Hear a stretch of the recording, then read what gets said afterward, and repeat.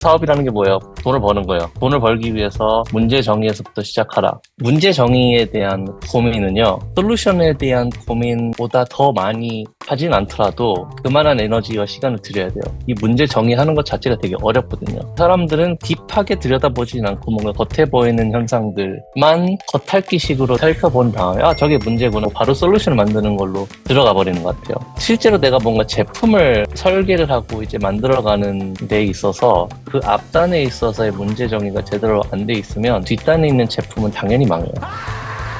왜냐하면 그 제품이 존재하는 이유가 그 앞단에 있는 문제가 있기 때문에 그 제품이 존재를 하는 거잖아요. 앞단의 문제가 틀려버리면 그 제품의 존재의 의미가 없어지는 것이고, 존재의 의미가 없어진 제품과 서비스는 사람들이 돈을 주고 사지가 않고요. 그리고 사람들이 돈을 주고 사지 않는 제품과 서비스를 만드는 회사는 없어지는 회사가 돼요. 이 플로우를 따라가지고 굉장히 딥하게 좀 고민해 보셔야 됩니다.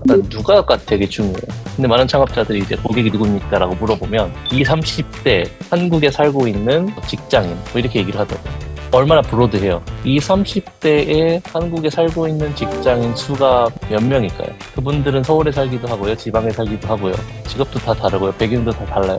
근데 그 전체를 다 통으로 묶는다라는 것 자체가 이제 어디서부터 어떤 문제를 해결하려고 하는 것인지에 대한 명확하지 않게 되죠. 그러니까 저희가 대기업이 아니기 때문에 뭔가 제품 출시하자마자 전국 단위로 마케팅을 할 수 없는 상황이라면 이 누가가 되게 중요해요. 얼리 어댑터라는 얘기 들어봤잖아요. 어떤 제품이나 서비스 나올 때 얼리 어댑터들이 있기 마련이에요. 그 얼리 어댑터들이 우리가 타겟팅하고 있는 후 누가가 되는 것이고, 그들의 특징이 무엇인지에 대해서 명확히 알아야 돼요. 그것을 모르면요, 그것만 연구하는 데 있어서 시간을 아마 많이 들일 것이고요. 그럼 그들이 지금 어떤 문제를 겪고 있고 그 문제를 해결하기 위해서 지금 어떤 행동들을 하고 있는지, 뭐 어떤 예가 있을까요? 만약에 뭐 어제 비가 많이 왔잖아요. 갑자기 사람들이 우산이 없을 때 무슨 행동을 해서 내가 비에 젖지 않기 위해서 어떤 행동을 하는지, 그 사용자가 어려움을 겪은 이유가 무엇일까, 왜 겪고 있는지에 대해서 되게 딥하게 리서치를 해봐야겠고, 왜? 뭐 아침에 우산을 안 가지고 나왔으니까. 그럼 어떤 사람들은 우산 가지고 나오고 어떤 사람들은 왜 안 가지고 나왔을까? 이 왜에 대한 질문들을 끊임없이 who, what, why까지도 계속 반복해서 이것이 정말 명확해져야 되는 것이고요. 그래서 어떻게 해결할 것인가에 대해서 더 뾰족한 솔루션이 나올 수 있는 것이고, 이 중간중간